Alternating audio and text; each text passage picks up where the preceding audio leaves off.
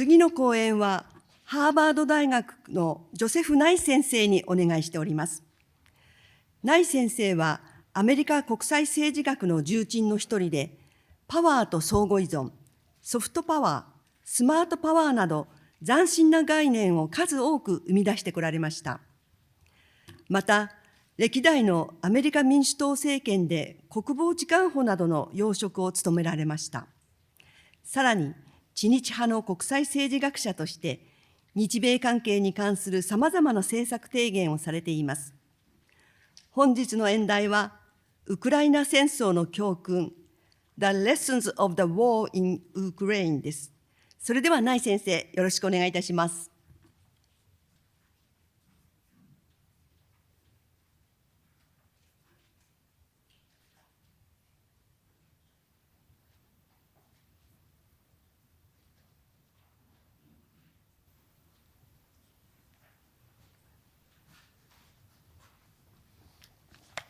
Thank you very much.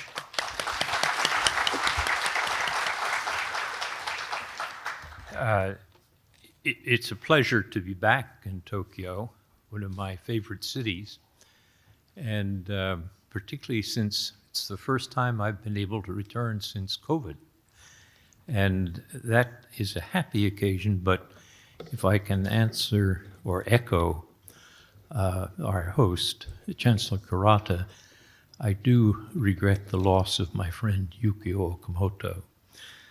So it's a bittersweet reunion in that sense. I've been asked to say something about the lessons that we've learned from the war in Ukraine. And I'm going to give you 8 lessons that I think we've learned. But first, let me say that the war in Ukraine has been truly a turning point in modern history, in the sense that I think it was widely accepted that you would not see major war between major countries. You weren't seeing the end of war overall, but you were seeing a situation where the prospects of a war in Europe between 2 large neighbors seemed highly implausible. We now know that that's no longer true.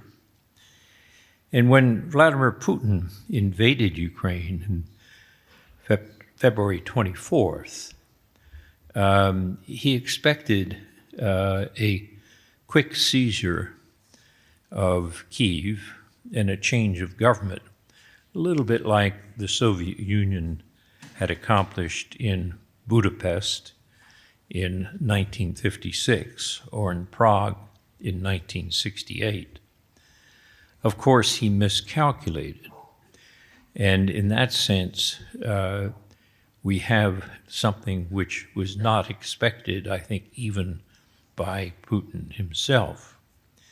Now, some people say that we should try for an early ceasefire, and others say, no, it's important to let the fighting continue until it is showed that Russian aggression doesn't pay. However this outcome will turn, the answer will be determined by facts on the ground. And in my conclusion this afternoon, I'll give you some various scenarios of how it might turn out. But first, let me say what we've learned so far, and that's the 8 lessons that I referred to. The first lesson is that nuclear deterrence works, but it depends upon the relative stakes more than the capabilities of the countries. The West has been deterred, but only up to a point. Putin's threats have been able to deter Western governments from sending troops, but it has not been able to deter them from sending equipment into Ukraine. This does not reflect superior Russian nuclear capability, but rather it reflects Putin's definition of Ukraine as a vital national interest for Russia compared to our definition of Ukraine as an important but less vital interest. Remember, Ukraine is not a member of NATO and therefore not governed by a treaty with an Article 5, which commits to defense. So it's true that deterrence has worked when the West has been deterred from sending troops. On the other hand, deterrence works the other way. Putin has not tried to attack any of the NATO countries which are covered by Article 5 of the NATO treaty. So the first lesson, nuclear deterrence does have an effect. The second lesson is that economic interdependence does not prevent war. Now, this lesson was often cited by scholars who studied World War I, and they pointed out that World War I broke out among the world's leading trade partners in 1914. But in recent years, these lessons about economic interdependence preventing war were ignored, in the sense that if you look at German policy, particularly under former Chancellor Gerhard Schroeder, the Germans let themselves become increasingly dependent upon imported gas and oil from Russia. And the argument that the Germans would make is that the Russians had too much to lose from breaking those trade ties, and therefore breaking trade ties was supposed to be too costly for both sides and would create peace. But while economic interdependence can raise the costs of war, we now are reminded that it does not necessarily prevent war. The third lesson that we've learned from the events in Ukraine is that uneven economic interdependence can be turned into a weapon by the less dependent party. If the stakes of an interdependent relationship are symmetrical, you depend on me, I depend on you in equal measure, then there's little power in the interdependence. But if one side depends more heavily than the other, then it gives power to the less dependent party. Russia depends on revenues from its energy exports to finance its war, but Europe is too dependent on Russian energy to cut it off completely. The energy interdependence is, in that sense, asymmetrical, at least in the short run. The Russians essentially have an advantage here and can use it for power. But there are limits to that power, and the more time goes on and Europeans are able to provide themselves with liquefied natural gas and other sources of gas, then essentially the interdependence will turn and will no longer be a weapon for the Russians. In addition to that, if you look at other areas, such as the financial world, Russia is more vulnerable to Western measures. The West is not vulnerable to Russian measures in finance, and this will probably hurt more with time. So economic interdependence can be a weapon, but you have to be careful to understand the balance of dependencies and how they may change over time. A fourth lesson that I think we can learn from what we've seen so far in the war in Ukraine is that sanctions can raise costs, but in the short run, they do not determine outcomes. The press has reported, and I know this to be true, that before the invasion in November of last year, President Biden sent CIA director, William Burns, who was a former American ambassador to Russia, to meet with Putin and to warn Putin that there would be serious consequences if he went ahead with an invasion. Now, we know that when Burns met with Putin, he told Putin that if he invaded Ukraine, there would be sanctions. But obviously, those sanctions did not prevent Putin from invading Ukraine. Now, this may be because Putin doubted the ability of the West to maintain its unity on sanctions. He may have said, well, the Americans may try something, but the Germans will be in my pocket. But that turned out to be of no avail. And so sanctions essentially didn't prevent the outbreak of the war, but we haven't seen the full answer of what the effect of sanctions will be. Again, like manipulating interdependence, it may depend on time. The IMF and others have estimated that the Russian economy will decrease by something like 3 or 4% this year. But other estimates say that if you look out a year or two, the Russian economy may lose 10% because of sanctions. What this adds up to is that sanctions have an effect, but they take time and they may not determine outcomes in the short run. On the other hand, we've also watched how the possibility of sanctions has affected Chinese behavior. Remember, at the time of the Winter Olympics, just before the invasion, Putin and Xi Jinping met and pledged a resolution of friendship without limits. But if you look carefully at what China has done, there clearly have been limits of how much China will support Russia. It has not provided military equipment, and equally important, it has not tried to break the sanctions, possibly because China realizes that if it did so, it might be subject to secondary sanctions, sanctions that are applied to a party that helps another country break sanctions. So in that sense, the lesson we learn on sanctions is that they are not determinative in the short run, but they still affect the direction of actions, not just on the direct target of the sanctions, but also on those who fear secondary sanctions.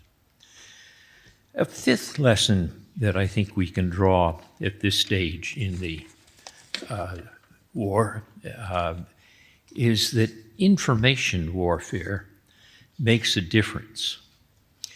As a scholar at the Rand Corporation pointed out some time ago, when you look at war in the modern age, it's not just whose army wins, it's whose story wins. And that is a role where information plays an important question of how do you get your story across. What's interesting here is the way in which the Americans and NATO used intelligence to prevent Russia's story from prevailing. Russia was prepared to say something like there was a humanitarian atrocity in Luhansk and Donetsk, and we had to intervene with our troops to prevent this, and because the Ukraine government has become a Nazi government, and so what we're sending in, it's not a war, it's a special military operation. Well, that story was destroyed when the Americans and others used their intelligence to say, here's what Putin is about to tell you. Here's what Putin is about to do. And the net effect of that is that Putin's story didn't work. And that careful disclosure of intelligence about Russian military plans, sometimes people call it debunking, but some would say it's pre-bunking, before the fact. In any case, Putin's narrative or his story did not work in Europe, and that contributed greatly to Western solidarity when the invasion occurred as predicted. A sixth lesson that I think we can get from the war so far is that both hard and soft power matter. Hard power is the ability to use coercion or payment. Soft power is the ability to get what you want through attraction. Now, people sometimes say to me, doesn't Ukraine prove that soft power doesn't matter, that it's just hard power that matters?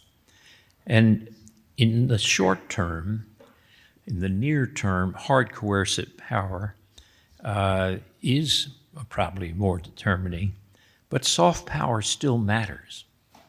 The ability to combine hard and soft power, which I've sometimes called smart power, is the ability to use these two forms of power to reinforce each other. And Ukraine illustrates that. Basically, Putin failed the soft power test. The brutality of Russian actions created a revulsion that led to Germany's cancellation of the Nord Stream 2 pipeline and also to Germany's pledge to increase their defense budget and to the solidarity of the NATO countries in response to Europe. This is not what Putin expected. And I think that's an illustration of where soft power mattered. President Zelensky of Ukraine used the position of victim to attract others in Europe and elsewhere to support Ukraine, and that led to a great deal of military hard power resources being poured into Ukraine. So in that sense, you could argue that Putin did not use smart power, he used just hard power. Zelensky used soft power to increase his hard power, and we can see those results. A seventh lesson that I would draw, or think we can draw collectively, is one in which we think about cyber warfare. Many times people were saying, let's say a year or two ago, that warfare has totally changed and that cyber attacks will be determining. In other words, if you can turn out the lights in the country next door, you can basically win the war. I think what we've learned from the experience that we've seen so far is that cyber has indeed been used and has been important in the war in Ukraine, but it hasn't been determining. Partly it may be because Russia had already used cyber weapons when it intervened in Ukraine's power grid in 2015. And many analysts predicted a cyber blitz, but the Russians by then were faced with a Ukraine which was profiting from the lessons that it learned the last time the Russians interfered with the Ukrainian electrical grid. While there have been many reports of cyber attacks during the war, thus far none has proved determinative of an outcome. For example, the Ukrainian internet was dependent on a network of satellites called Viasat, and the Russians hacked into the Viasat network to deprive the Ukrainians of the internet. But Zelensky was able to communicate with a worldwide audience through the means of many small satellites that belong to Starlink, a distributed satellite system. In that sense, there were other avenues besides the clear and most vulnerable central altitudes. With training and experience, Ukrainian cyber defenses had improved. And another lesson may be that once a war has begun, it's not clear that cyber weapons are better than kinetic weapons or physical weapons. When you use a physical weapon, a bomb or a missile, you can see the effects immediately. I either destroyed that anti-aircraft position or I failed. If you use a cyber weapon, you can't tell immediately whether you succeeded or not. For example, if the side that's being attacked has learned that it's coming, or has patched the system, or has changed the code so that what you thought was an intervention which was going to make that anti-aircraft system not fire, if it in fact had a new code, you may think you prevented that anti-aircraft weapon from firing, and you send your planes in, and if it's already been changed by the target country, they may shoot your planes down. If, on the other hand, you use a missile or a bomb, you can see immediately whether it worked or whether it didn't work. So in that sense, I think what we have learned from the experience in the Ukraine war so far is that cyber weapons are important, but they're not determinative. It's not a silver bullet. The eighth lesson, and perhaps the most important lesson, is that war is unpredictable. This is not a new lesson, but it's one that we need to relearn time and time again. In that sense, as the great English playwright William Shakespeare wrote more than 4 centuries ago, it's dangerous for a leader to, in Shakespeare's words, cry havoc and let slip the dogs of war. The promise of a short war is very seductive. In August of 1914, as the major states of Europe were contemplating whether to go to war or not, it's interesting to note that their general belief was that it would be a short war. The feeling was that there had been several wars in the Balkans, and this would be like a third Balkan War. The troops would be home by Christmas. And the feeling was that maybe standing up to the opponent and making clear where the balance of military power lay was the way to clarify the air, like a brief thunderstorm clarifies the atmosphere, followed by sunnier climate. Of course, the result was just the opposite. What happened in Europe was you had 4 years of terrible war, which led to the dismemberment of 4 empires, and 4 of the people who decided in August 1914 to go to war lost their thrones. Not what they expected when they thought about the troops will be home by Christmas. But it's not just ancient history or early European history that shows the dangers of unleashing the dogs of war and believing in a short war. I would argue that in 2003, in the American invasion of Iraq, again, there was misleading in expectation of a short war. Many in Washington predicted, as they said, a cakewalk and a mission that could be quickly accomplished, but only to be bogged down. I remember a session where a person who became a very high official in the Bush Defense Department told me at a private conversation that it would be over quickly and 50,000 troops would be enough. Well, that's a little bit like the predictions in 1914. Instead, the Americans were bogged down in a war that lasted. It wasn't that hard to get rid of Saddam Hussein. That was done in a few months. What was hard was to stabilize the situation, and that obviously has not yet been accomplished. So the question we have to ask is, why would Putin have unleashed the dogs of war?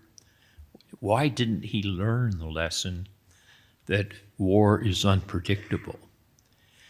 I think most of the evidence we have is that Putin did not expect what he got. When you ask Putin then why he did it, he often refers to the problems of NATO coming close to Russian borders. So Putin likes to say, it wasn't my idea to start this war. It was the fact that NATO was expanding and they were thinking of including Ukraine. This presented an existential threat to Russia. I had no choice but to respond with this special military operation. There are a number of my friends and fellow scholars who accept that. I think it's wrong. For one thing, the meeting of NATO, which accepted that Ukraine might become a member of NATO, occurred in Bucharest in 2008. Putin had already expressed himself at a meeting of the Munich Security Conference in 2007, explaining his mistrust of the West. In other words, well before the decision of NATO to include Ukraine. What's more, even after NATO made the decision in principle to include Ukraine, many countries said not anytime soon, and this had been communicated to Putin. So when Putin says, well, it's all NATO's fault and I just had to do it, it's rewriting history. When you look at Putin's earlier statements, what you'll find is that Putin never accepted the idea that Ukraine was an independent and legitimate nation. Many Russians, including Putin, see Ukraine as part of the Russian world. And Putin himself wrote and spoke about what he called Ruski Mir, the Russian world. And that's a view that when you look at ancient Russia going back to the Middle Ages, it was centered in the area around Kiev. And it was indeed a situation where Russia and Ukraine could be seen as one civilization at that time. However, over time, Ukraine became increasingly a nation. Putin has blamed Lenin for allowing the idea that Ukraine was a nation to exist, and Stalin as well. You remember in the Cold War period, the Soviet Union had 3 seats in the UN, one for Russia, one for Belarus, and one for Ukraine. But nobody took the fact that Ukraine was an independent nation seriously. So in that sense, when Ukraine became independent after the Cold War ended, Putin never accepted that. He never accepted that Ukraine was a legitimate independent nation. From his point of view, it was still part of Ruski Mir. And in that sense, I think what we saw in terms of Putin's decision to go to war on February 24th and to ignore the lesson that war is unpredictable lay in his miscalculation of how easy it would be and his miscalculation of how the Ukrainians would react. Ironically, there's some basis for Putin's view that Ukraine and Russia were very close as civilizations. Many people who lived in Ukraine, who were Ukrainians, spoke Russian. Many Ukrainians and Russian families were intermarried. So you could understand the reasoning that this was one civilization. But if Putin thought that there was no Ukrainian nation, after February 24th, he created one. If there was ever any doubt, his actions became self-denying actions. So in that sense, I think the lesson of unpredictability of war may be the most important of the 8 lessons that I have drawn from what we know so far. Let me conclude by looking forward into the future. And that's the question of when will this war end and how will it end? And unfortunately, nobody knows. Former Foreign Minister Komura said it's likely to go on for some time. I agree with him. But the question of how it will end, we don't know that either, but I can think of 4 possible endings. One is that Putin will figure out that he made a miscalculation, that this was a mistake, that best thing to do when you make a miscalculation is to cut your losses. I don't think Putin is quite capable of that. I don't think he would be willing to turn and say, I made a mistake. But it's one possible outcome. A second possible outcome is what's sometimes been called a dirty deal.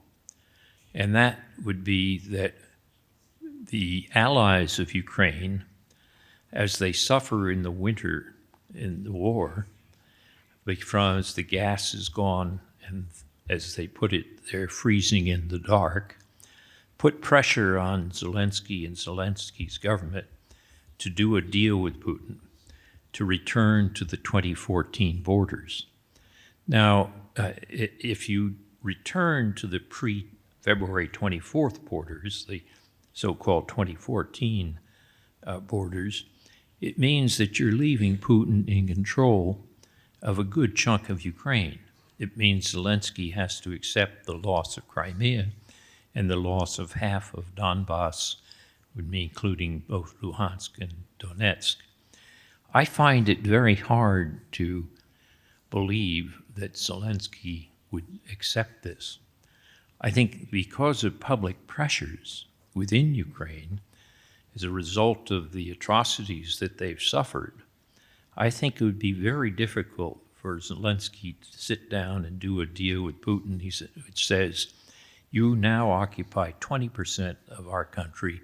I'll do a deal with you if you only take 10%. I think that would be very hard to sell in terms of Ukrainian opinion, even if Germans freezing in the dark put pressure on to do something. A third possible outcome is the outcome of what's called a frozen conflict.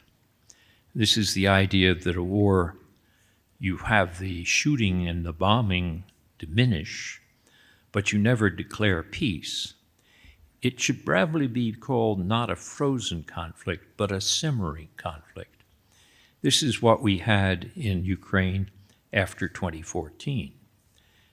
10,000 people were killed fighting in Donbass between Russian-supported groups and Ukrainian troops since 2014. And people call that a frozen conflict. Well, a simmering conflict is more like it. But notice that if you have a simmering conflict, it makes it possible for Putin to turn up the heat anytime he wants. And if Putin's goal is to prevent Ukraine becoming a truly effective, legitimate state, then a simmering conflict may suit him quite well. And in that sense, I think if I were to judge the probabilities of the scenarios I've given you so far, that strikes me as the most likely. It's not a happy scenario. means that a lot of Ukrainian civilians will die. But it also means that the Russians will not be able to declare a victory, which they would if you had the so-called dirty deal. Finally, a fourth scenario, and I've left this to last because it's the worst, is that Putin tries to get out of this problem he's created for himself by using nuclear weapons. And he certainly hinted at this with his various nuclear saber rattling. I think the question is not an impossibility. You could make an argument that that Putin, when he was in a corner, if he didn't see a way out, would say, well, this is an existential threat, and I will essentially use a tactical nuclear weapon to change this picture entirely. I think there's some chance of this, but I don't rate it high personally. Now, the answer, of course, is nobody knows. I have a colleague, a very respected colleague at Harvard, and I was talking to him about this a couple of weeks ago, and he said he thought the chances were as high as 1 in 5, 20%. I told him in my response to him that I thought the chances were much more like 1 in 100, 1%. In either case, it's much too high to be comfortable. But I think the point is that if Putin gets into a corner and thinks that he's going to use a nuclear weapon to reverse the situation, he may see this as existential in a threat to his own position. But to launch these nuclear weapons, he has to go through certain procedures, which include the defense minister and the head of the army, Shoigu and Gerasimov. And they may not see an existential threat to the same way that Putin does. Putin, if he loses this, he may in fact lose himself. He may be gone. On the other hand, from the point of view of Shoigu and Gerasimov, the existential threat would be to use nuclear weapons, which might lead to losing the army and the institutions they care about. So it's a very high-risk endeavor for Putin to use nuclear weapons. Again, this doesn't make it impossible. It is one of the plausible scenarios, but I don't think it's as high a plausibility as some people have made it out to be. If Putin were to do this, would the Americans respond by going to nuclear war with the Russians? Biden has said publicly that he has warned Putin many times in public and in private that if the Russians use a nuclear weapon, there will be severe consequences for Russia. He hasn't specified whether the American reply would be conventional or nuclear. I don't know what would happen. My own preference would be the Americans should not reply with a nuclear weapon, but should reply with conventional forces, because you could do extraordinary damage to Russian troops in Ukraine with conventional forces without crossing the border into Russia or without crossing the threshold in nuclear weapons. In that sense, Putin might have violated the nuclear taboo. But our first concern ought to be, how do we restore the nuclear taboo? And if we use the conventional response that I described to severely damage Russian troops, but don't use nuclear weapons, then there's some prospect that we will be able to restore the nuclear taboo that has been so important since 1945. So to complete this, I would say, I don't know the answer to this. I've tried to outline for you 8 lessons that we can learn so far and 4 possible futures of how this war might end. Of the 4 that I outlined, I think the most likely is the simmering war, or the frozen conflict, which means it'll go on for some time. In any event, it's possible that nobody knows the answer to these questions, including Vladimir Putin. But I've given you my best guesses. So thank you for your attention.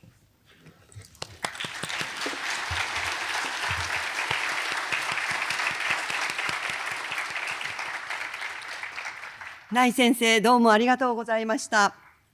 ウクライナ戦争から得る8つの教訓、それに続きまして今後のシナリオ、核のことまで言及していただきまして、内先生の深い洞察をお示しいただきました。内先生、どうもありがとうございました。